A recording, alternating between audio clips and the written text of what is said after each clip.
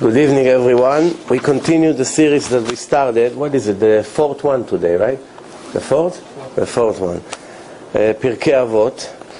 And the last week we finished with Rabban Gamliel say, Ha'olam omed al adin, al ha'emet ve'al ha'shalom. The three different foundations of the world are the judgment, the truth, and the peace. And today we're starting chapter 2. And it starts with the word. Altogether we have 6 chapters in Pirkei Avot, 6 altogether. We finished one of them, and we're starting the second one. Rabbi, the president of Israel, this is what he says. What's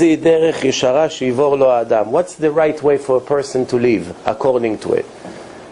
What's the honest way with integrity that a person should live by? So everything that brings glory to the person, and actually what we say Kiddush Hashem, and brings tiferet, which means everyone that sees getting impressed.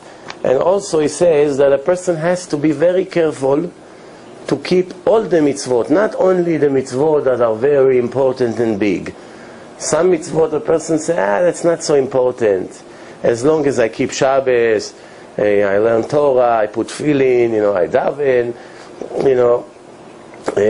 but this little mitzvot, I don't have patience for it. So Rabbi says, he wrote the Mishnah, he knows what he's talking about. He says, you have to be careful with every mitzvah, kala kevachamura, even a small light mitzvah, because we do not know the reward of every mitzvah. Of course, we know Shabbos is more important than some other mitzvot, we know it. We also see in the Torah what are the punishments for certain sins. We know that. But we do not know, in relation to the efforts, maybe some of these little mitzvot, the reward is huge for it. Hashem didn't tell us all the rewards and all the punishments. Why? Just because He didn't want us to sit and calculate which one to do and which one not to do. Look at 3 things and it will save you from the sins. You should always know what's above you. There's an eye who watch over you, and there's a He who listens to you, and everything you do is been registered in the book of God. I once told you the story, and I know the story, it has an impact of many people. The people have only knew that Hashem is watching them every second and records them. Obviously, a person wouldn't do 99% of the things he does. He wouldn't do, right? Even in hidden rooms, like there's halacha to be modest in a bathroom. How a person take off his pants, how he behaves in a bathroom. A person think, at the bathroom, who watch me in the bathroom? Even here I have to be modest? Yeah. Modesty, it's not only between you and people.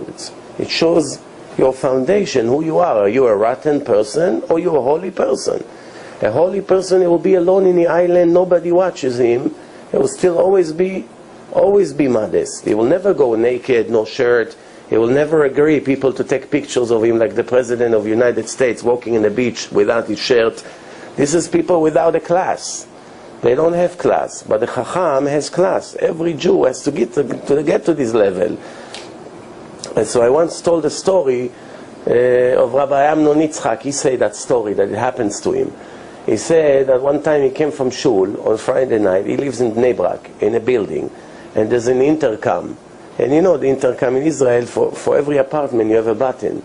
And when people buzz, you have to pick up the phone in the apartment, ask who it is, and then you press the button and it lets them in. So if you don't hang up the phone, people in the lobby would continue to hear what's happening in your apartment. Because once you pick up the phone, that's it, they hear everything. It's a 2-way radio. So one of his kids buzzed someone in and left the phone hanging on a wire. So when he came from shul, as he walking into the place, what does he hear? All the screaming of the kids, his wife in the house. They all, So right away he ran quickly to the house. What's going on here? Shake it. Now they cannot hang up the phone because it's Shabbos. You cannot hang up the phone. So now you say the whole Shabbos, everyone there was on mute. Rinch, like this. Everyone. Why? Everybody is listening. Just when a person realizes that everything I say has been recorded, right away it changes his entire behaving completely. And that's one story that happens to him. Then there is another story. One person owns a supermarket. And the supermarket has 10 aisles and 10 employees. And the supermarket was sold to a new buyer. And when a new buyer bought the supermarket, first thing he did, he put cameras in the aisles. One above the register, in each aisle, in the back. Right away, within an hour, 9 of the employees quit. Only 1 left. So before they got paid for the last paycheck, he asked them, why are you quitting? I'm going to be a good boss. I'll be even better than the other one. Why are you not giving me a chance? He said, no, it's nothing personal. It's not about you. So he asked the first one, why are you quitting? He said, listen, I have a habit. I like to pick my nose and eat my boogies. Now you put me a camera in my face. I'm not interested. The whole world will see what I do. So I have to quit. Okay, I understand. Goodbye. Then the next one comes and say, listen, I'm addicted to chocolate. So every time nobody was looking, I take a chocolate bar, I open it, I eat a little bit, and I put it back on the shelf. Every day, few chocolates like this, So now I have a camera, I cannot steal anymore.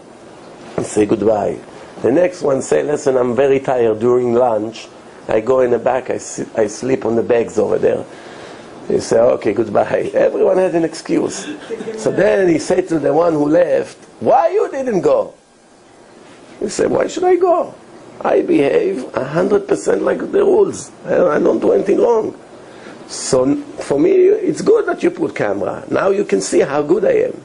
Nothing to hide. He told him, you are the manager.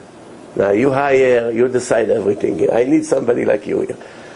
This is us. We every day of your life, you forget that there's a camera. If somebody comes and follows you with a video camera 1 hour in the street, 1 hour, you see, check 1 hour without the camera, 1 hour with the camera, and you see what a tzaddik you are in front of the camera. So this is what the Pirkei Avot say. We have to remind ourselves every morning. Maybe we should put it in the shuls, that everybody on the way out will remember. There's an eye who watch over you. Everything has been recorded. You cannot escape anything. I once told a story that a person went to make a scene, and a guy was running by, and the guy said to the Jew, how are you doing? And now the Jew know the guy just saw me. If I'll make the scene, tomorrow will be over the news. Then he knows it's me, even though he will never see me again. But let's see if I break the glass of a car and steal something from inside. Just the fact that guy saw him, it's embarrassing. So he doesn't do it. He said, okay, I'll come next week. That nobody will see me. The next week he come to make a scene. There is a little boy standing over there and staring at him.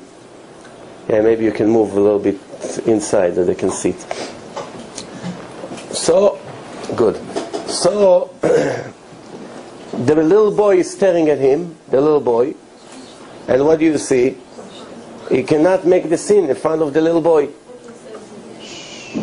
He cannot make the scenes in front of the little boy. Why? It's embarrassing. The little boy is staring at me. How can I do it? The next time he comes to make a scene, there's a dog. There's a dog staring at him.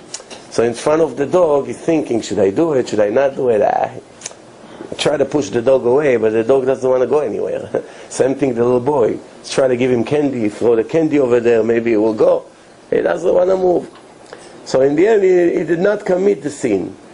So after 120 years, when a person dies, he comes in front of Hashem, his trial begins. 1 year trial. It's exhausting, 1 year trial. But it's not a regular trial like here. Here, even though the police has evidence against you, and they have all kinds of things against you, they still don't know 90% of what you really do. They only know a little bit. They can't catch everything. Over there, everything is going to be discovered. There's nothing you can hide. You cannot get away with 20% of what you did. Nothing. 100% you see everything in details. even the thoughts, what brought you to that? What's the cause that you became a thief? What's the cause that you're making all kinds of crimes? You will see, you will understand. You know, one guy, he asked a question. He said, the Gemara says that there are 3 questions in a trial of a person. The trial is 1 year. That's why we say Kaddish for 1 year on the deceased people, because they're standing in a trial. We try to help them out. But how does the trial start? First question, did you set up daily times to learn Torah? That's first question.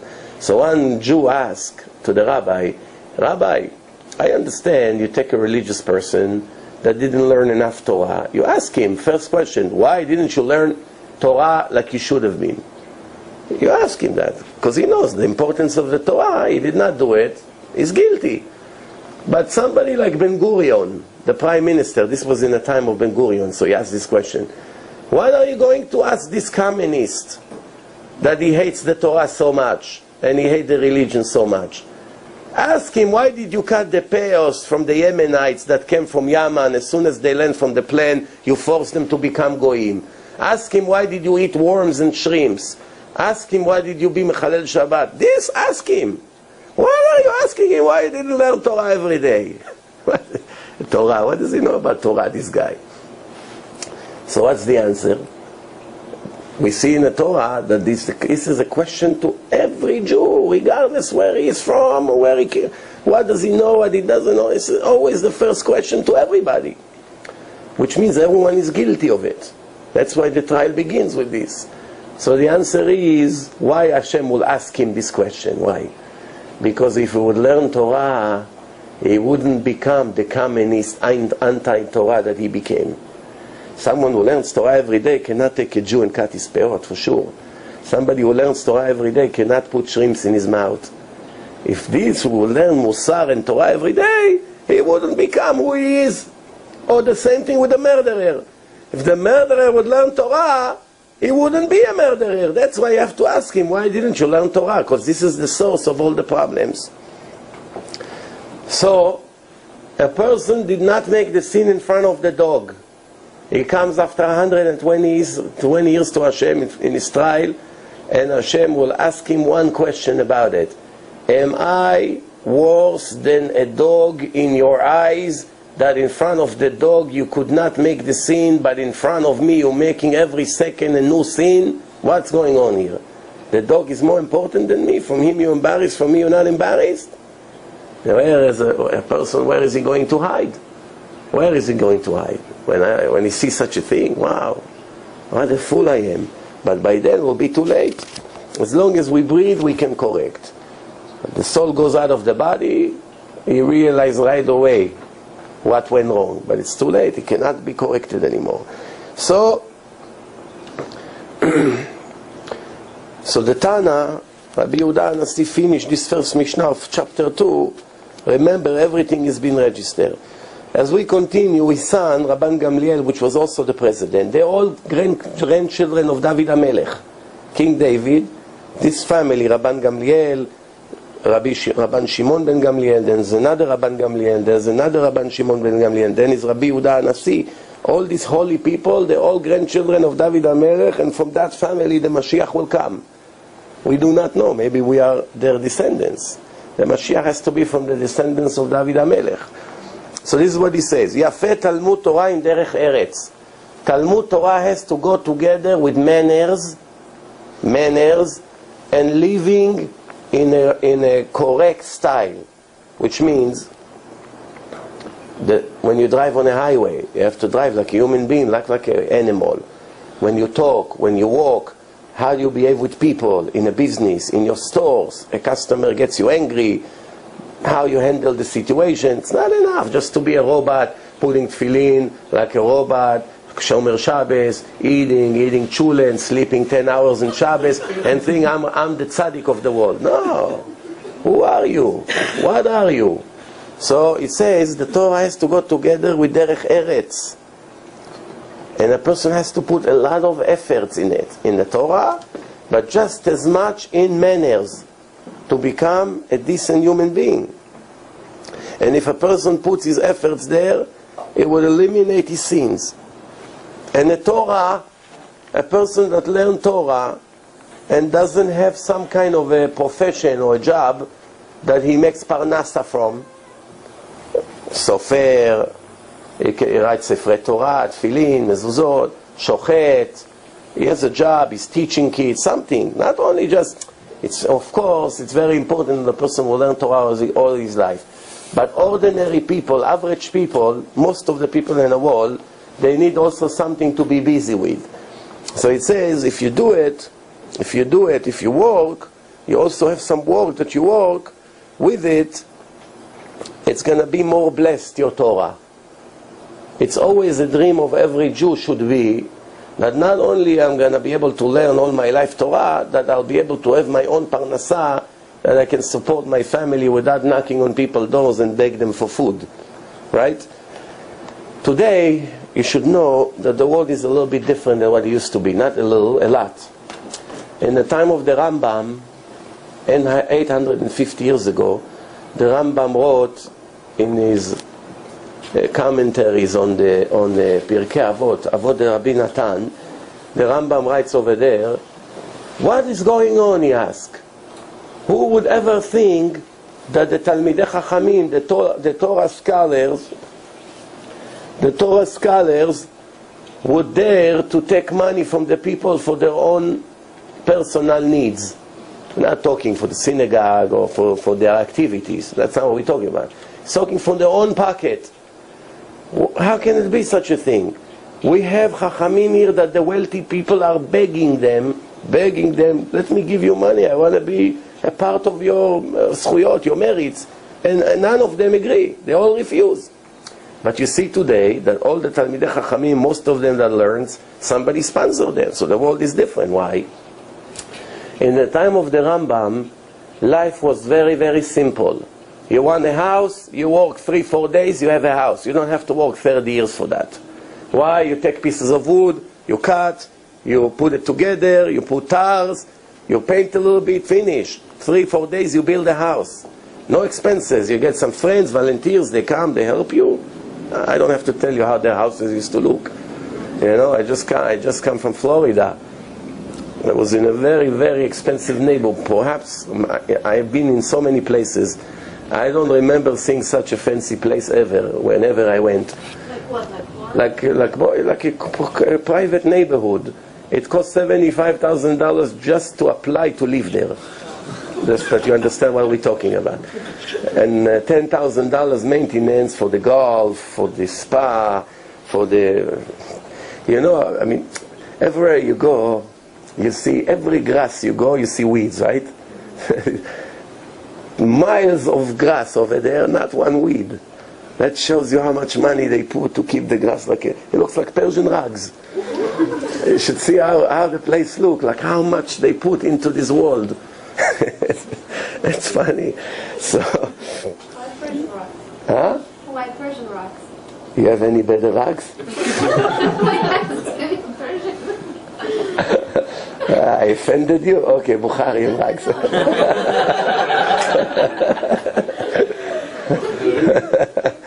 That's it. But the Persians deserve credit. We gotta give it to them. What, they have speciality? Yeah, of course. Everybody? You don't know? No? Yeah. Anyway, the Persians, the Gemara said the Persians are also modest people. They're also modest. I don't know today if it's the same case, but that's how it was then.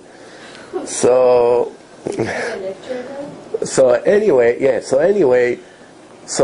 over there, an average person, if he wants to buy a house in that neighborhood where I was, he probably has to work 300 years.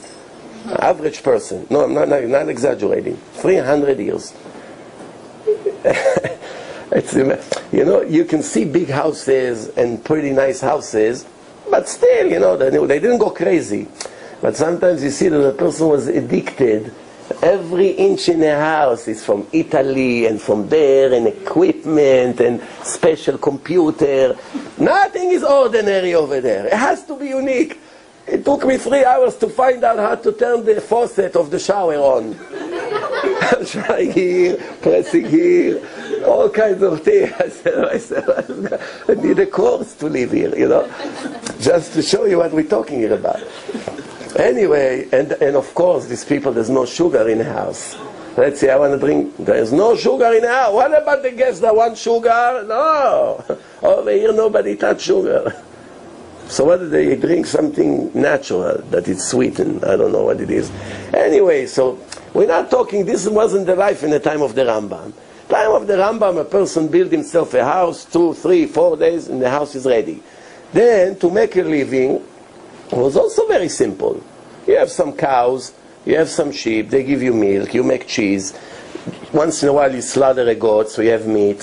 Fish, it's easy, you go to the lake, you catch fish. And, they have tomatoes, cucumbers, eggplants, whatever they need. That's it. Once in a while, they have to go to the market and buy some extra. So life was very simple. So there was no reason why someone who wants to learn 15 hours a day Torah needs donations from anyone. Why? Go work 2 or 3 hours a day, make a little living, sell your tomatoes, sell the milk from your cows a little bit in the market, exchange, and that's it. So to think that I'm going to take from somebody money that I can sit all day and learn Torah, in the days of the Rambam was something that it wasn't recommended. But today, it's impossible. If a person wants to support himself, he has to go to work, he won't have time to learn Torah, maybe an hour a day. He will never be a chacham. That's one problem. Second problem, which is the main problem, is that the world was a clean place. If a person in the time of the Rambam wanted to go to the market to work, he would work there the whole year, and he would never see a not modest woman, not Jew, not a Goya. Everyone was covered. The women didn't speak to the men on the street. It wasn't what you see today. Today a person wants to go make a living. Where is he going to work? In an office in Manhattan? In 47th Street? In 5th Avenue? In an auction? Wherever he go, it's Sodom ve'Amorah. Really. If a person had enough money, he wouldn't have to leave his house for the rest of his life, if he was smart. This world is dangerous, full of bombs on the streets. People need to live, so they go to bad places to make a living. So today, if you want to be a chacham, you cannot go to these places. If you go to these places, it will take away all your holiness. You understand what we're talking here about, right? The person learns 2 or 3 days, is full of holiness, then he goes to a place, Hashem Yerachem, and over there he loses everything he learned. So what is it like? What is it like? What is it like? A person that wants to heat up water. He has the stove on. He puts the water on for 1 minute and takes it off. Puts it on, take it off. Put it on all day like this. The water will boil. But if a person put it 10 minutes straight, it boils. So what we see here, if a person learn and go out to Manhattan, learn, go to Manhattan, learn, go to Manhattan, when will he reach holiness? When? And it's like putting the fire on and off, all his life. The end of his life is never reach holiness, right? Because what's going on in the streets, especially in the summertime. That's why I know some people that have glasses, they're lucky. Because when they walk in the street, they take off their glasses. Yeah. Sometimes they hit a pole on the street, like, fine. But like this, they see people, but they don't see anything. They cannot focus. They watch their eyes. Anyway, we'll move on. So it says like this. Now it's a very interesting thing. When you ask, let's say you went to a lecture, and there's a rabbi who make the people, the audience, religious. They secular. He proves to them, he teach them, he gives them musar, and you see, they become Shomer Shabbos. Who gets the credit? Who gets the credit? The rabbi, right? The rabbi, he gets the credit. He made this guy religious, he made that girl religious, that family. That's the way it is. But what's the secret here? Amazing, amazing. Who really does the most to that person that he was able to become religious? Who helped him the most? His parents and grandparents, all his dynasty. They are the ones who, thanks to them, he has the merit to become religious. Where does it say it? Listen good. It says like this. וכל העמלים עם הציבור, and those of you who are מזכי הרבים, you're working with the public, right? You have to work with them for the sake of heaven, not to get anything in return from them.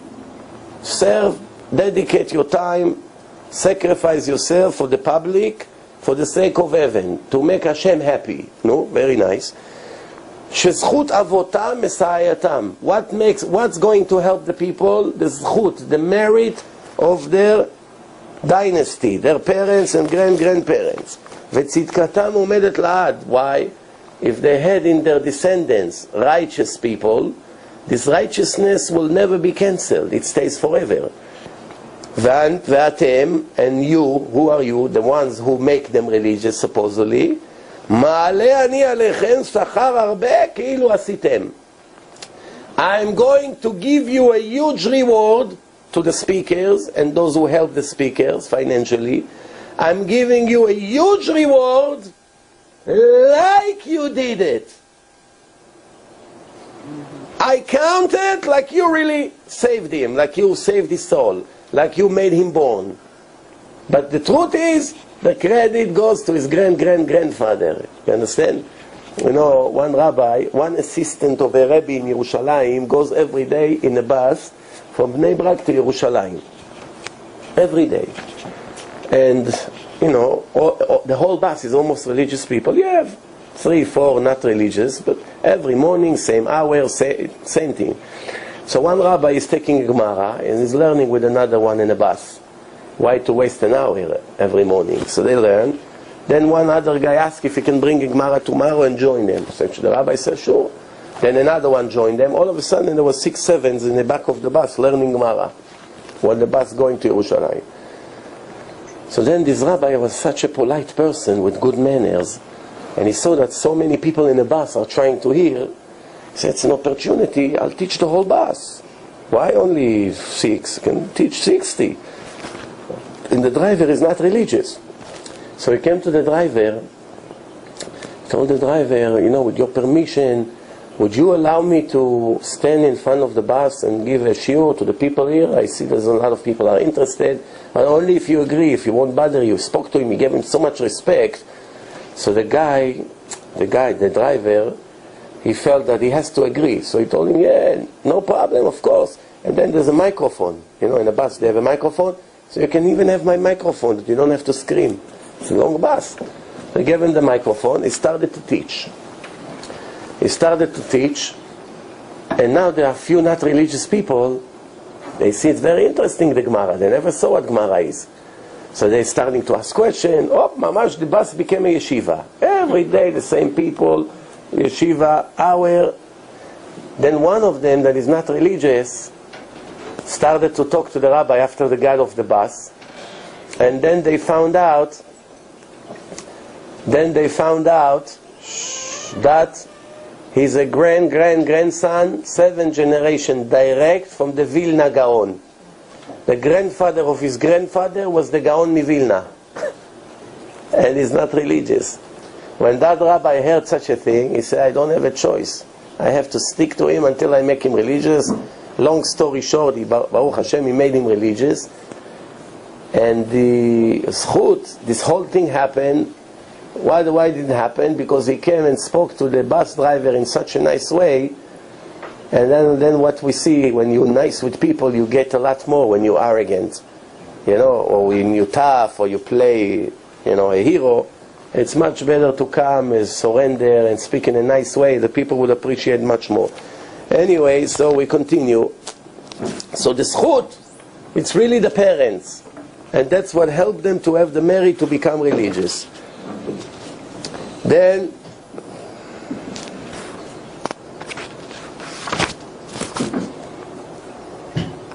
Mishnah Gimel, the third Mishnah in this perek says, be careful with the authorities. The authorities don't care about the public. They only care about themselves. It should have been that they worry about the public. What can we do to make the life of the citizen better? But that's not the case. They want to get power. They want to be in control of the people.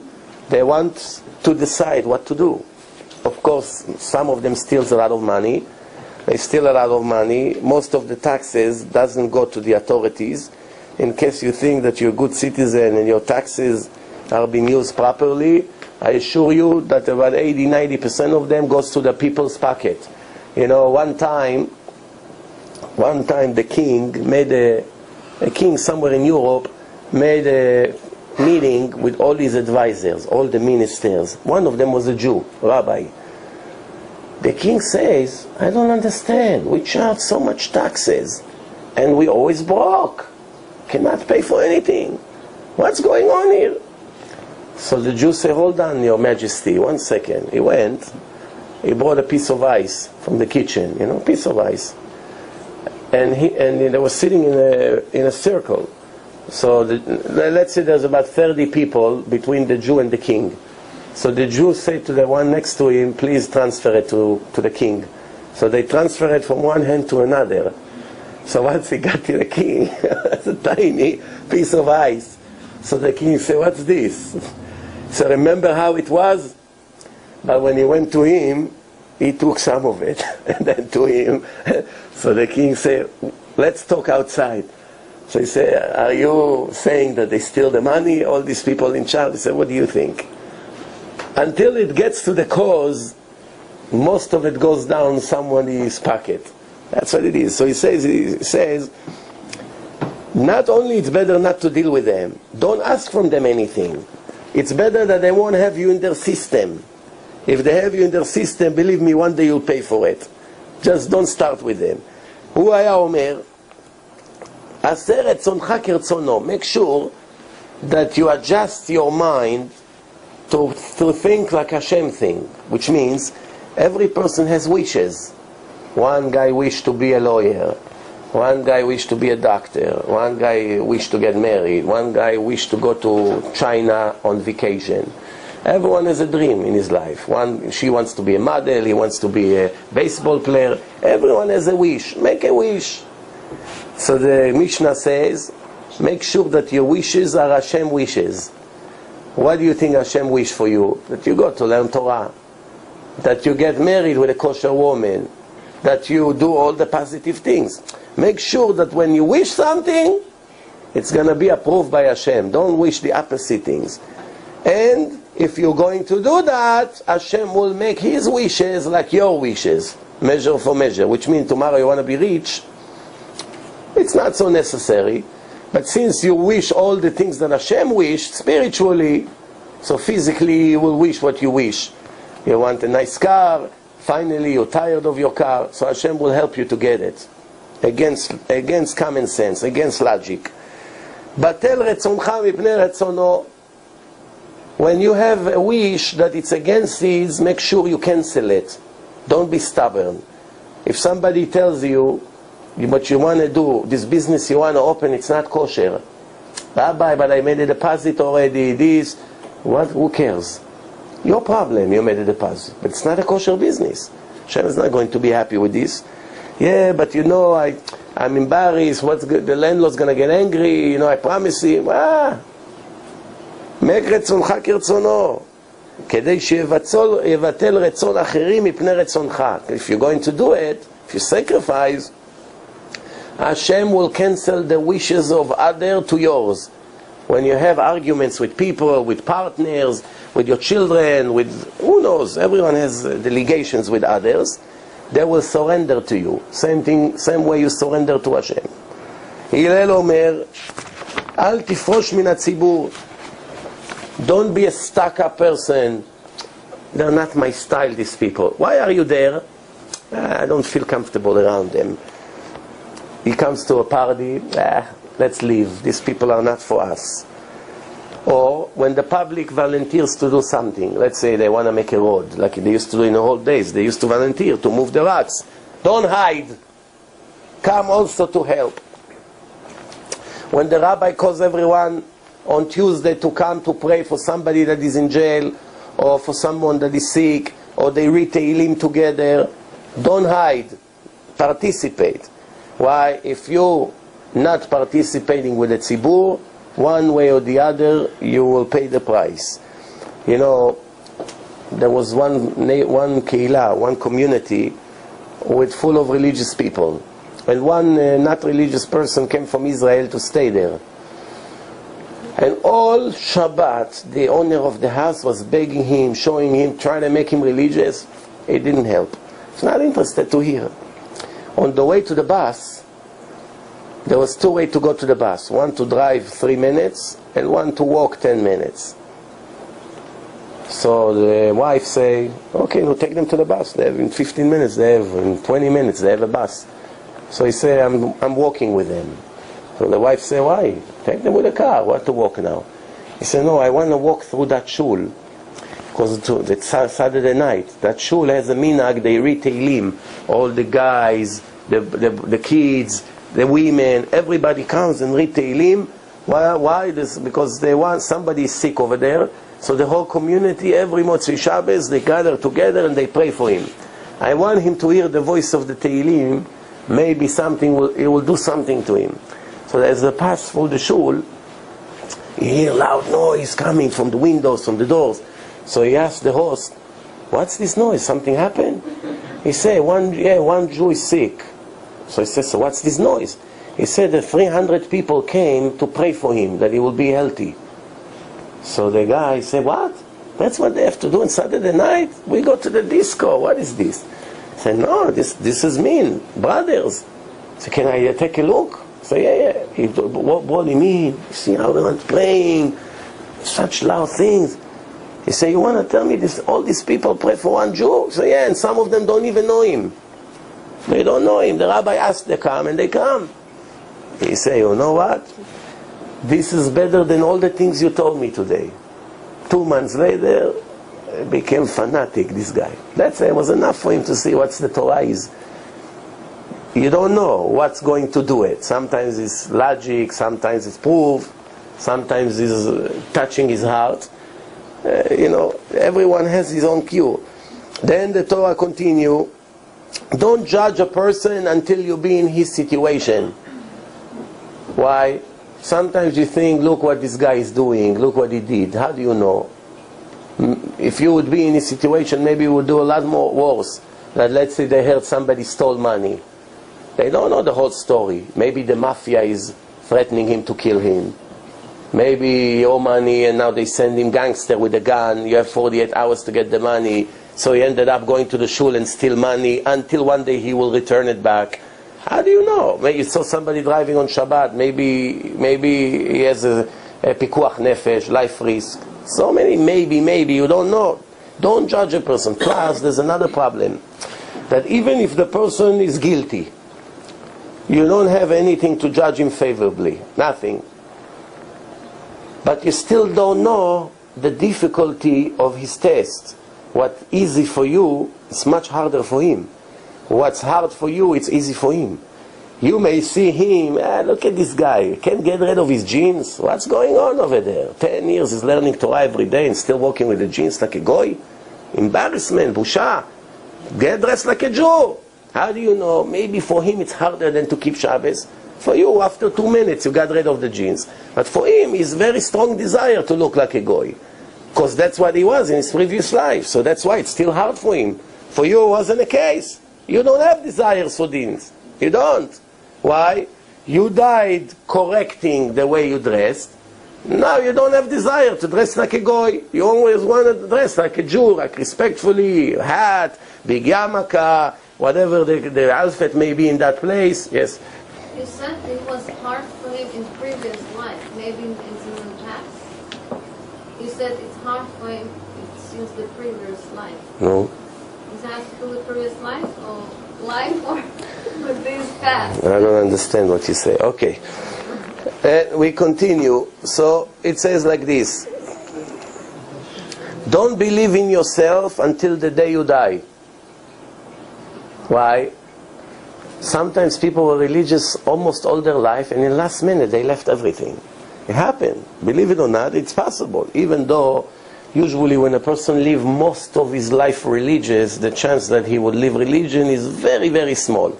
Once the majority of his life, let's say he's supposed to live 70 years, and more than 35 is religious, he has a special protection to die religious. But to die religious is different levels. Don't believe in yourself. Just when you think, oh, this sin will never bother me, I'll never touch it. can be the last day of your life, you still have desire and you wound it and you do it. So a person should not think, I never did it, it's guaranteed, I will be righteous forever. No. So don't put yourself in a place of a test. Don't say to people something that is too much for their level. Only say to them what they are capable of understanding and listening. You don't come to a Chiloni on the street that he doesn't even have an idea what he lives for. He eats everything that moves. And now you come to him and you talk to him about Chalav Israel. Come on. Talk to him about stop stealing, about living Christine, in a nice way. Why are you talking to him about Chalav Israel? You understand what it is, Bichlal? Talk to him about black hat. Hey, Itzik, come, look what the hat I bought for you. What? What's this? It's not in this level. Also, a person that is very stingy. Very stingy. It's cheap, very cheap. You don't know, this person is sick, he cannot give a penny for tzedakah. So what's the point? You're talking to him about a big tzedakah. You know it's not going to help. You have to only tell people what they are. Sometimes the people in such low level that you cannot talk to them in Shabbos about muktzeh. They touching muktzeh, they don't know that they make a sin. So if you tell them now it's going to be on purpose. Until now they have no idea what it is. They touch it, they move it, they pick up a stone, they walk with that, they don't know stone is muktzeh, they never went to yeshiva. So you have to think twice, when do you tell what? Because sometimes this person is not going to take you serious. You know, one Rebbe, he came with his gabbai to a house of a banker. They walk into the house, and the Rebbe come and sit on a chair and doesn't say a word, nothing. So the gabbai didn't know. The gabbai just follow him. So the banker got nervous. Why this big Rav come and sit in my living room and he doesn't say a word? So they comes to him, Rabbi, can I help you? The rabbi sit like this, doesn't make a beep. He comes to the gabbai, he takes him to the kitchen. He says, tell me, what's going on here? Do you know anything? He said, no, I don't know. He didn't tell me why he came here. So he said to him, I don't know what. After half an hour, this banker came back to the Rebbe and said, Rabbi, I'm sorry, I can't take this anymore. Tell me what's going on here. So the Rabbi said, I can't tell you what I want to tell you. So he said, why? So anyway, you won't listen. I know you won't listen, so what's the point of telling you this? So the rich guy says to him, so in that case, why you came here to begin with? Because it says like this, I wanted to tell you something when I was in my house. When I'm in my house, I cannot tell it to you. The Mishnah say that when you see a person and you want to tell him something, if you know he won't accept it for sure, don't tell him. Now, if I was in my house, anyway I cannot tell you, so I cannot do this mitzvah. So now I came to be next to you, that I see you and I can tell you, but I won't tell you. This guy go crazy. I said, Rabbi, trust me, it will be fine, tell me. He said, no, I'm telling you, it's a waste of time. No, tell me. That's called reverse psychology. So he says, I heard that in 2 days you're taking that house to an auction. There's a Jewish widow with kids over there. Her husband died. They don't pay you the mortgage. And you're about to sell the house and throw her to the street. How could I sleep at night? So I came to you to tell you to leave her alone. So he told him, Rabbi, you have to be serious. I'm not the only owner of the bank. I have partners, stockholders. They owe 200,000. What do you think? I can let her go with that? So the rabbi said, you see? I told you you won't listen. He said to the gabbai, okay, let's go. And the last minute before the auction, they cancel it. He let her stay there. It bothered him. It bothered his conscience. And the widow got saved. You see, the rabbis in the previous generation, when they heard such a thing, it bothered them. They went to do something about it. That's how it used to be. Then it says like this.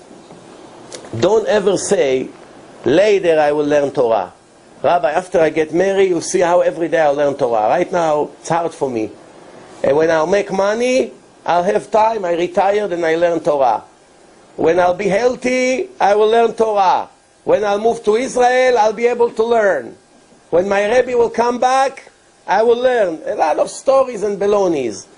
Somebody that say, one day I will learn, for sure will never be able to learn. Why? When you had it in your hand, you didn't learn, Hashem won't give you the chance to learn. Rabbi, I promise you, when I retire, what will I do at that time? What am I going to sit all day by the lake catching fish? What? I'm going to have time to learn. You wait and see. When you go on pension, you're going to go to the old age club, they play piano for you, they bring a clown, they take you all to the spa a little bit. You won't learn. You won't learn. You won't learn.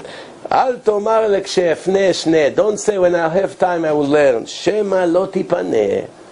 Now you have siyata d'shmaya to learn. What are you waiting for another 10 years?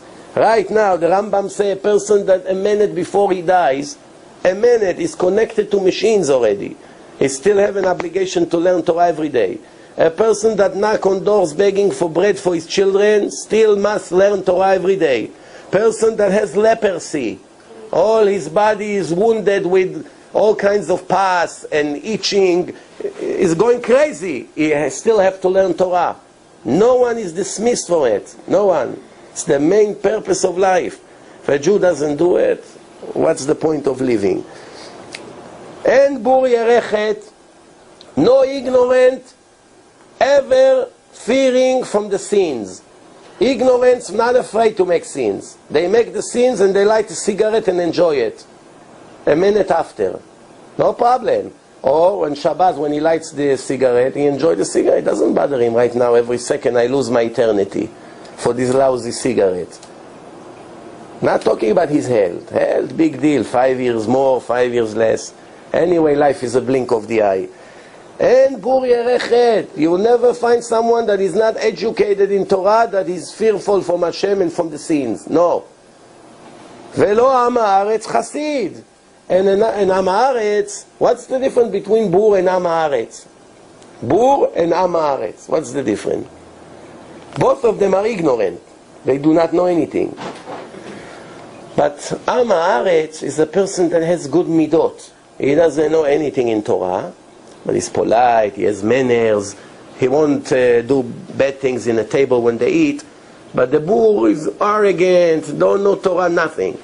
So before we say, en bur yerechet, bur can care less about the Torah and the punishments. He doesn't care what's going on. Am haaretz, he has good manners already, naturally. He was born like this. He doesn't need musar to make him a good person. Some people are born good, because they died good in their previous life. They have different tests in their life, not to correct their personality. With that, they're already okay. They have other things, maybe it's charity, maybe Torah, maybe other things. Or maybe to get married, maybe to, So, that's since they already have good manners, so they don't say, like they say with the bur, yerechet. Because these people are naturally have good manners. Lo am haaretz chasid. Chasid means a level of, it's a person that it's above average, which means this is an average of the righteous people, is even higher than them. Madrigat chasidut. It's very important. Velo habaishan lamed. Someone who sits in a class and is embarrassed to ask questions will never learn. Don't hesitate. Send your questions. Velo hakapdan melamed. And someone that is very strict and very angry cannot be a teacher. Why? He doesn't have patience to the kids or to the people. He screams at them. You fool, what are you asking? How many times you ask the same questions?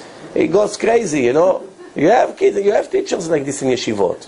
That's why some of the kids go off the derech because of them. Or he tells them, look at you cannot walk through the door. How much pizza you eat? And this little kid, from that moment on, loses his life because of him. I'm telling you, you have no idea what they do. So not everyone can be a Rabbi. Or do you think it's easy to be a Rabbi? Today, if you come to a big chacham, and you tell him to come be a Rabbi in yeshiva for kids, he'll laugh at you. You're insulting me? In the old generation, who taught the kids? The biggest chachamim. They didn't feel insulted to teach 10, 11 or 12 years old. It was an honor for them because they knew this is the future of the nation of Israel. Today, who do they send to teach kids? People that themselves hardly knows anything. Why? Kids. What kids? Kids is everything. This is planting the seed in the ground. It's the most important thing. It became the other way around. Instead of taking the best rabbi and sending him to teach the kids, they take the beginners. And that's why the generation looks the way he is. Then he saw one time a skeleton floating on water. And he says to the skeleton in Aramaic, At de'ataf atfuch v'sof metifayich yetufun. What is it? Translation. He says like this: you drown someone, and someone drown you. And those who drown you will be drowned. Which means everything is measure for measure. Your tooth broke, you probably broke somebody's tooth or laughed at somebody that broke his tooth. That's why 20 years later it happens to you. You understand? One rabbi was very, very good rabbi, and his house was open for all the poor people all the time. He's taking care of them, feeding them. And he's very, very sensitive to the people, not to offend anyone. One time, in the middle of his Motzi Shabbos lecture, he has a table on a stage, when he stands and speaks to all his community, they see that he has a poor person sitting next to him on the table, dressed there, everything ripped, horrible the way he looks, the old man, the poor man. So now the whole community is dying to know what's special today that the Rabbi brought this poor man to sit on a stage in front of the whole crowd. They cannot even listen to his lecture because of their curiosity. By the end of the lecture, they came to the Rabbi, who is this man? And forget who he is, why you put him on the stage? So the rabbi told him, when I was a kid, I had 3 brothers. Until today I have 3 brothers. And my parents sent all of us to strict yeshivot to learn Torah.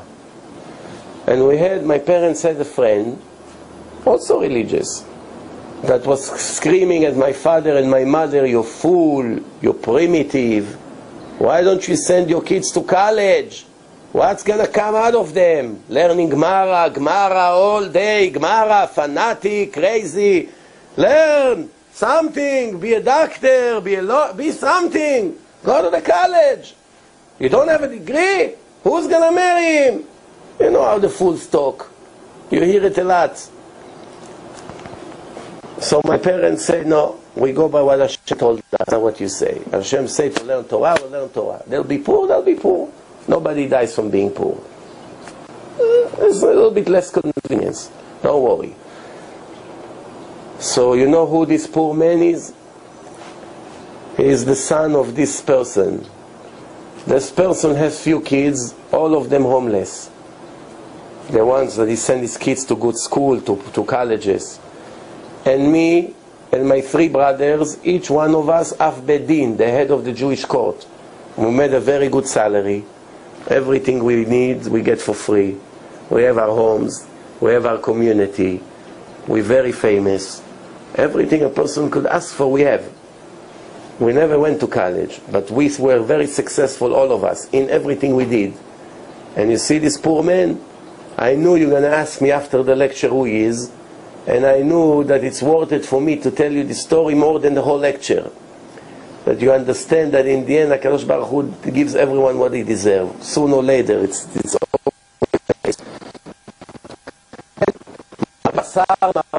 People that are addicted to food.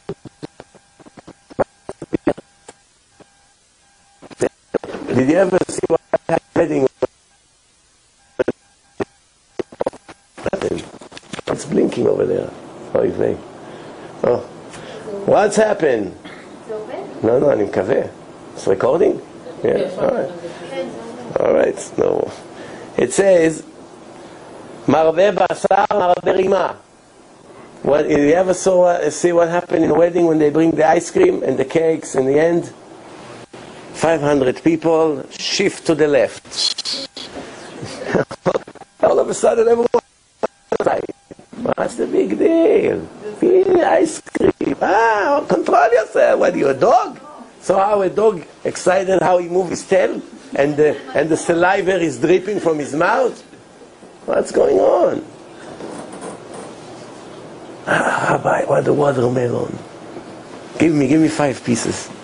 Nobody see. You know, two guys came for Shabbos to a family. One of them is a lowlife, and one of them is an intelligent guy.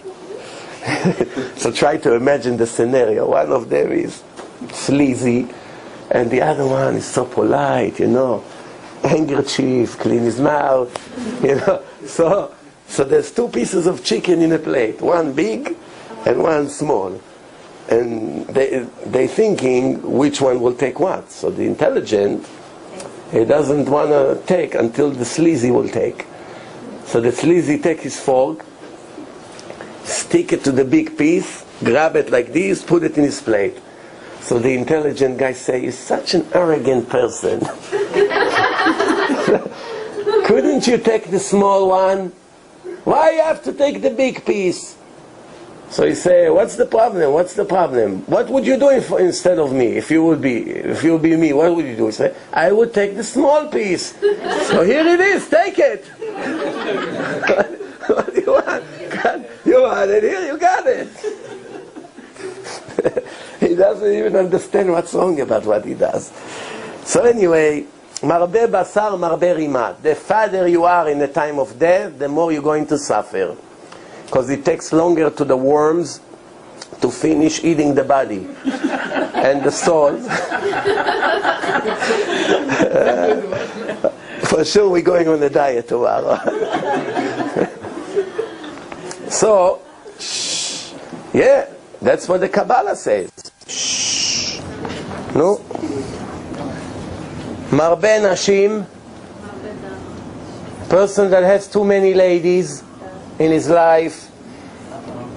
Marbe kshafim, all kinds of curses comes on him. Marbe shfachot, people, this was written 2,000 years ago. This was written 2,000 years ago. Why did Shlomo HaMelech have so many? This was written 2,000 years ago, which means people used to own slaves. People used to own slaves. And because they used to own slaves, slaves don't have that much rights. Like, he controlled all these females, the slaves, and that brings a lot of prostitution.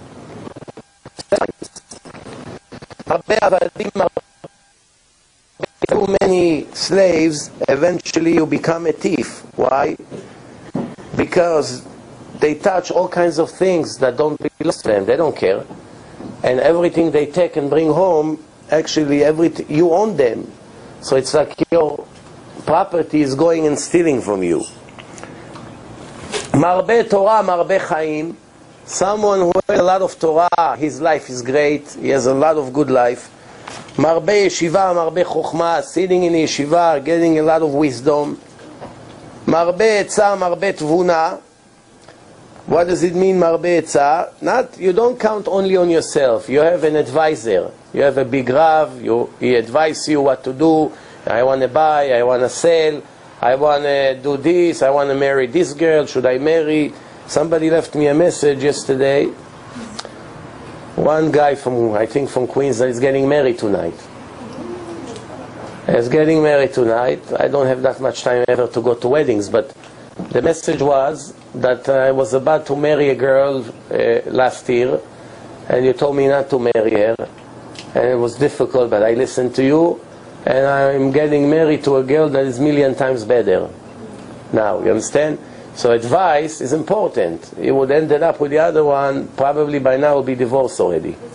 He would call me for his divorce today, not for his wedding. You understand? So, not counting on himself, asking advice from smart rabbis, holy rabbis, etc. Then, marbe tzedakah, marbe shalom. The more tzedakah he gives, he gets peace. Why? Because the pasuk says in Yeshaya, "Va'aya ma'aseh tzedakah shalom," which means people love him. Even people who wants to fight with him, they hold themselves because they know he's famous of giving a lot of tzedakah, this guy. Let's not mess with him. Why? People have sympathy for him. So automatically, people have less incentive to fight with him. Could be that they don't know also, and they still don't cry. They don't know what? That he gives tzedakah. If they don't know, they don't know. But in Shamayim, it's mainly from Shamayim, they set it up like this, that from Shamayim, HaKadosh Baruch Hu prevent all kind, you know, the Tanakh says, this is what it says. It says, Birtzot Hashem darkei ish, gam oivav yashlim imo. When Hashem is satisfied from a Jew, all his enemies are anxious to make peace with him. Who are his enemies? His own family members. The kids that are giving him hard time, the brothers, the parents, the sister, the in-laws, all the surroundings. Sometimes they make more damage than the biggest enemies. And not only that, the bugs, Chazal say, even the mosquitoes, the bugs, when Hashem is satisfied for you, they don't have permission to bite you. That's how far it goes. So it means it's all about what you are. If Hashem is happy from you, He saves you from a lot of things. Kana lo divrei Torah, kana Shem Tov, if he made himself a good reputation, is very positive. Kana lo divrei Torah, now he has full knowledge in Torah, he got a ticket to the life of eternity. Chayei Olam Haba. Rabban Yochanan ben Zakkai received from Hillel and Shammai. Hillel and Shammai was the two big yeshivot at that time. The president of Israel came later, Rabbi Yochanan ben Zakkai. Rabbi Yochanan ben Zakkai, the Gemara says that Hillel HaZaken had 80 students. The greatest one, there's nothing we can do. He had 80 students. 80 students. The biggest one was Yonatan ben Uziel, that was learning Torah. Every bird was falling above him, burning. Every bird that flew above him was burning and falling down. Then the smallest one out of all of them was Rabbi Yochanan ben Zakkai. And Rabbi Yochanan ben Zakkai was the president of Israel in the time of the destruction of the Second Temple. And if you say the smallest, come and see how much he knew. The Gemara says he knew the language of all the angels. He knew the language of all the animals. He knew the language of all the trees, all the rivers, everything in the creation, he knew their languages. And he was the smallest student of 80 that Hillel HaZaken had, Rabban Yochanan ben Zakkai. And he was saying, if you learned a lot of Torah, don't hold too much credit that Hashem created you to begin with. So if you know so much Torah, don't feel like a big shot. You just did what you had to do anyway. Like if a worker comes to the store, he gets $10 an hour and his job to clean. When he cleans, what does he feel? Oh, look at me, you did what you get paid for. What did I do? Thanks to me the store is clean. You get paid. That's it. So Hashem put you here to learn Torah. You did what you have to do. Don't take too much credit for it. If you did something you were not obligated to do, no. Now you deserve maybe more credit. Something you were created for. In their level it was simple. For us, I wish we would take credit for it. As long as we learn. That's the most important thing. 5 students he had, Rabbi Yochanan ben Zakkai. And those are the ones. Rabbi Eliezer ben Hurkanus, Rabbi Yoshua ben Hanania, Rabbi Yossi HaKohen, Rabbi Shimon ben Netanel, and Rabbi Elazar ben Arach. He used to praise them, each one of them. Rabbi Eliezer ben Hurkanus, Bor Sud she'eno me'ah, which means he's like a hole in the ground, like a well that is covered very good. And does not lose one drop of water. That means, it's a compliment. But everything here, he never forgets anything. Rabbi Yoshua, Ashrei Yoladeto. He's so great, the whole world praising his mother everywhere she goes, that she has such a son. Then some says in the Gemara that his mother used to take his crib to the yeshiva, that he would grow up hearing Torah from day zero. From the moment he was born, every day she puts him there to hear Torah, Torah, Torah. That's why they say Ashrei Yoladeto. How lucky is this mother? Rabbi Yossi, he said Chassid. What's Chassid? Not like today. Or too much chulent on Shabbos. But Shabbos we have to enjoy. Onek Shabbat. That's not Chassid. Chassid. Or those who go on 42nd Street in the dirty stores to take something.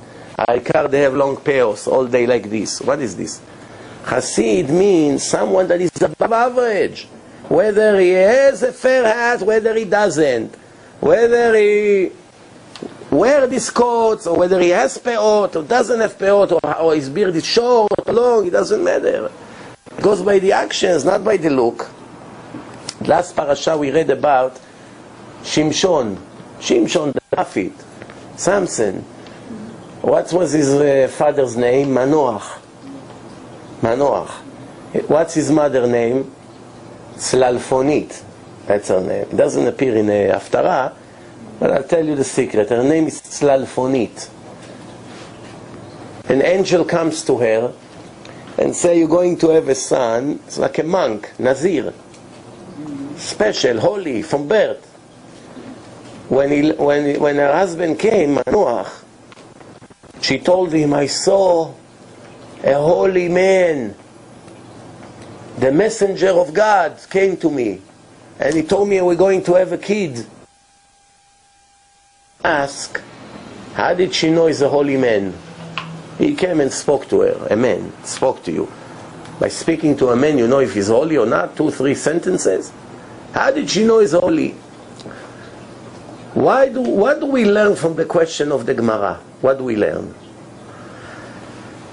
If the beard and the size of the hat and the coat would determine if you're holy or not, in that case what the Gemara is asking.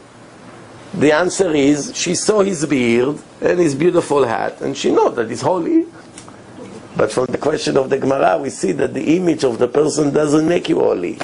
The Indians in India have very white beard like a snow. And you know what they do with that? They sweep the floor next to Buddha every morning with their beard. They go like this and sweep the floor. Yeah. And they don't take a shower for 5 years. Did you ever take a yellow cab in Manhattan with one of them?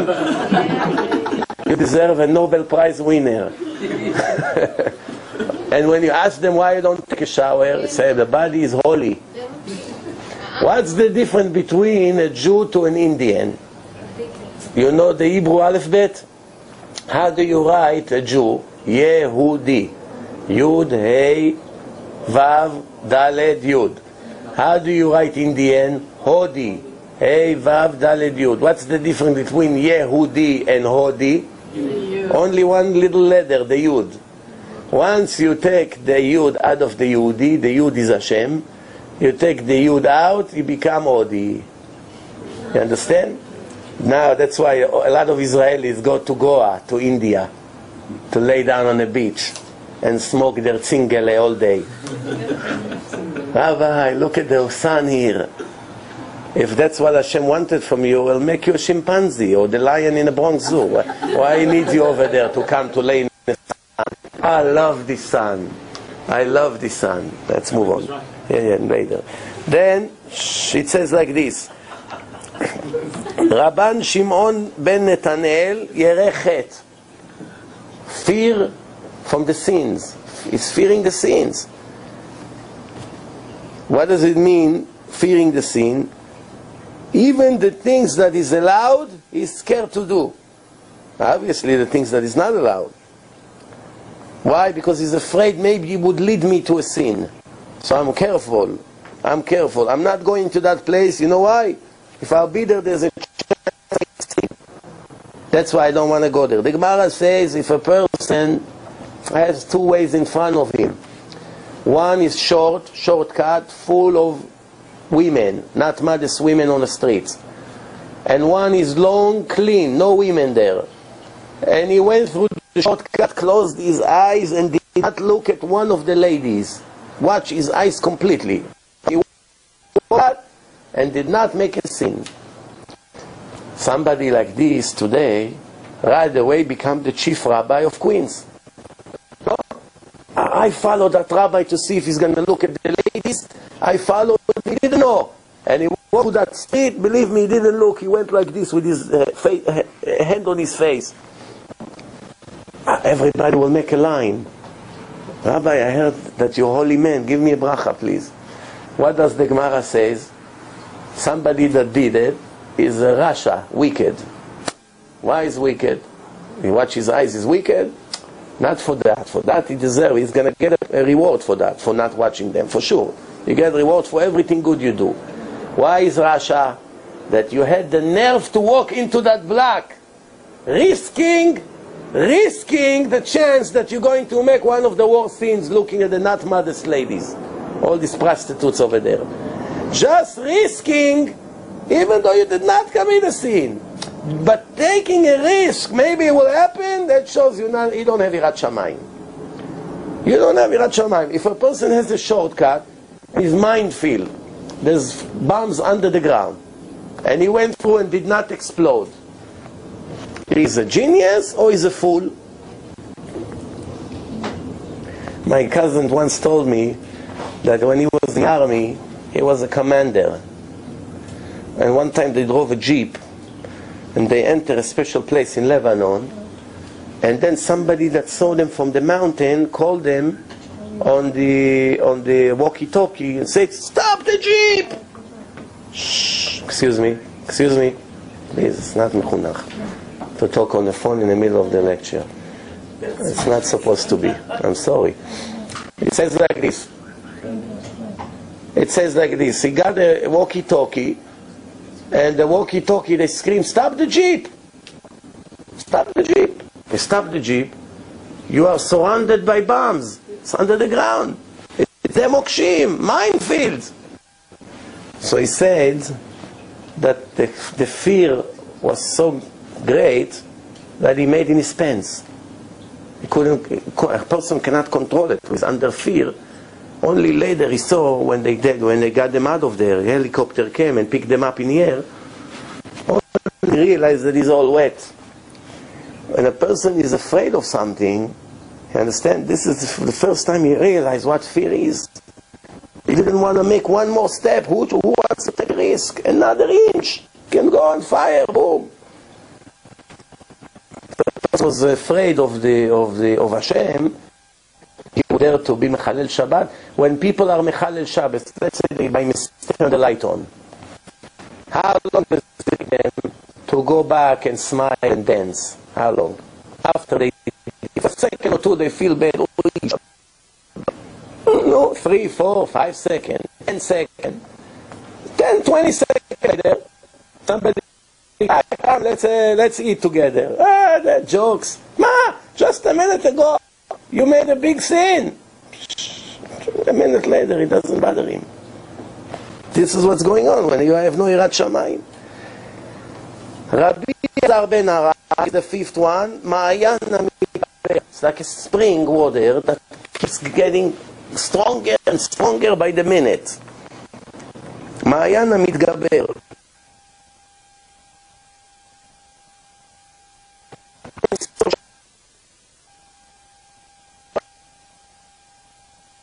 He hears, knows how to put everything to the bottom of the group. Most people in the world, they don't have a deep shit on top of this. Nothing is decided to the root of the problem. They understand. When they see a problem, they don't understand. Everything that they understand in their life and everything that they do in life is only shitchi. Shitchi means Yeah, from the outside only. The inside is very rotten. But from the outside, Rabbi Nachman, dancing in the street, let's go to Uman, Kadima. What is this nonsense? You gotta work on your inside. What is all this show off? Long beard, peos like this flying in the wind, wearing special weird clothes, everywhere they go, they behave weird. What for? It's all outside, it's all chitzoni, it's external. A Jew is not determined by his outside behaving. It's the inside, who you are. It's all a show, trust me when I tell you. You have to be very clever to know which one is real and which one is a show. And most people, like I always said, they get fooled by the outside look. We have in the upstate one guy who has a very long white beard, and he walks with the hats of rabbis, special Rosh Yeshiva hat, and is the biggest thief I ever saw in my life. Every week he has a new victim. A new victim. He takes $20,000 from this guy, fooling him, the money is gone. Goes to somebody, another naive guy, takes $27,000, the money is gone. Go here, the money is gone. So somebody asked me, so if he's such a crook, why is he going with a beard like this? Go be chiloni, take your yarmulke off. You don't need a beard, you can do whatever you want. What? It's a burden. Tell him, you fool. The beard is his business card. Who would give him money without his beard? He takes advantage of the stupidity of the people.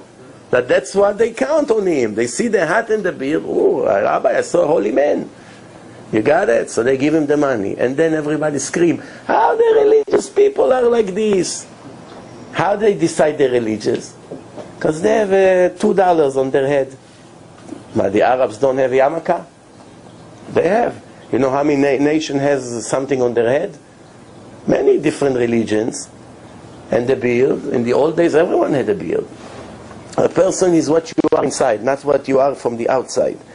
And then, before we finished, this is what he says. If you take all the Chachamim of Israel, all the rabbis of generation, and you put them on one side of the scale, and you take him, Rabbi Eliezer ben Orkanus, and put him in the other side, he takes all of them together in his level.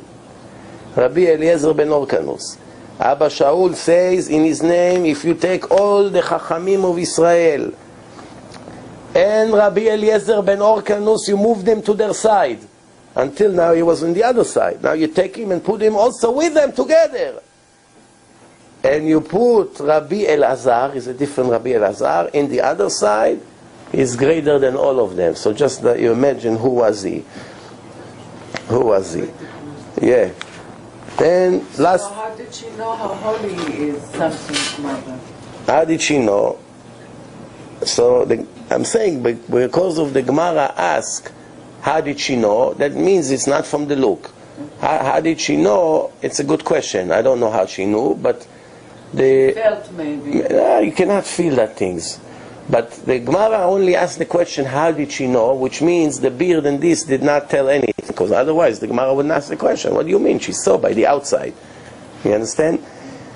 Tzuru ezri derech yeshara. Follow the right way that a person should walk through. Rabbi Eliezer said, Ayin Tova. A person that has good eye. Which means never make evil eye to people, not jealous, generous, Baal Chesed. Positive, looking at positive at people, not negative. Rabbi Yoshua said, good friend. Good friend can be better than a brother. You have a brother in LA, and a good friend across the street is much more significant to your life than your brother that is on the other side of the ocean. Rabbi Yossi said, Shachen Tov. Good neighbor is even better than a good friend.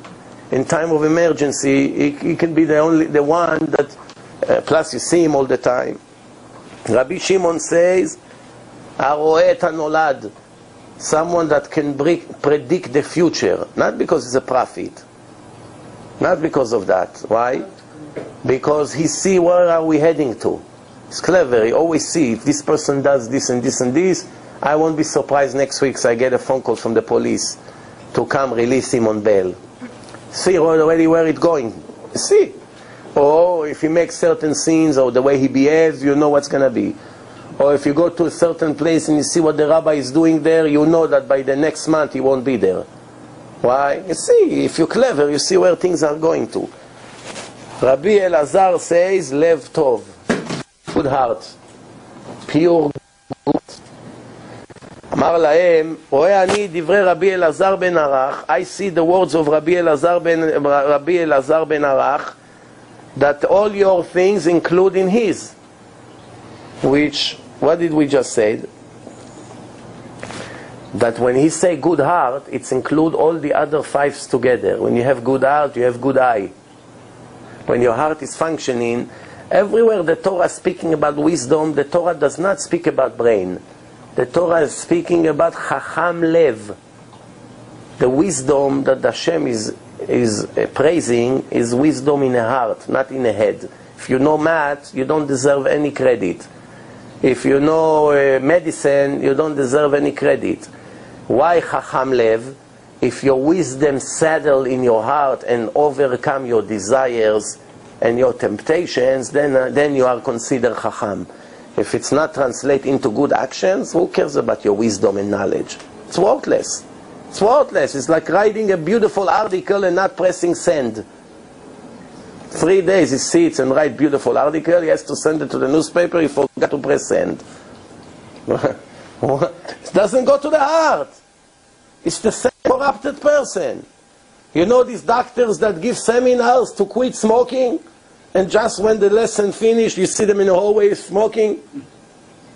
Yeah, you have people like this. That's what the Torah said, Na'eh doresh, na'eh mekayem. When you come to give a speech, make sure you're living according to what you say. Because one picture equals like 1,000 words.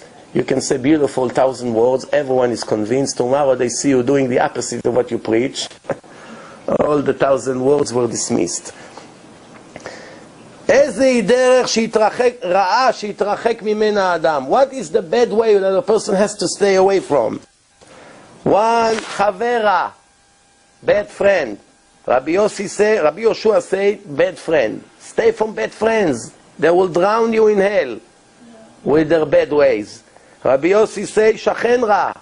Bad neighbors, he destroy your life. Everything he hears, we go, he say about you, what you do, what you spoke to your wife, what you do to your kids, everything he hears and he says. Rabbi Shimon says, alove ve'eno meshalem. Person that does not return the loans. Whether he's borrowing from a person, it's count like he's borrowing from Hashem and didn't pay. Shene'emar, how we learn it? From Tehillim. Love rasha ve'lo yishalem. Love rasha ve'lo yishalem. Someone who borrow and do not pay back is considered rasha, wicked. Ve'tzadik chonen ve'noten. And the tzaddik is generous, he gives out. Rabbi Elazar say, lev ra. Bad heart, evil heart. Amar lahem, I see the words of Rabbi Elazar ben Arach, that it include everything he said in his words. So the bottom line, the conclusion, and we'll finish with that, is good heart and bad heart, it's everything. Good heart include in it many things, generosity, mercy, so many things. And bad heart is just the opposite. His narrow eyes, his jealousy, his lashon hara, his arrogance, his anger. It all comes from the heart. The source of everything. That's why the Torah always prays the heart, the heart. And what do we say in the prayer? When we do Birkat HaLevana, what do we say 7 times? Lev tahor, berah li Elokim, ve'ruach nachon, chadesh bekirbi. Hashem, please renew my heart, make me a new heart. And bring into me a new spirit. So what does it mean, create a new heart to me? Some people do not know how to read Hebrew, so this is how they say it. Lev tahor bara li Elokim, they say. What's the difference between bara and bera? With shva.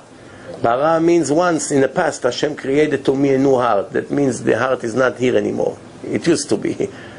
But here it's a request. Bera li, create to me. Not created. It's the big difference. Big difference between the kamatz and the shva. It changed the entire meaning of the word. You have to be careful. You have to say, Lev Taor Be'era li Elokim. Create to me Hashem. I'm begging you. And this is what the Navi says. The Navi Yechezkel and other Navi, other prophets. It says that in that day, Hashem promised that He will create to us a heart of flesh. Soft, good, observing the good. Not a heart of stone like we have. It will replace the heart of stone that we have from all the sins with a new, soft, nice heart. It's an expression, it's metaphoric. So we'll finish here. Baruch Hashem, we did 10 Mishnayot today. It's Shivelat. And we continue with Zrat Hashem next Monday. Thank you very much again. Yes, any question before we finish? Anything? Thank you very much. Good night.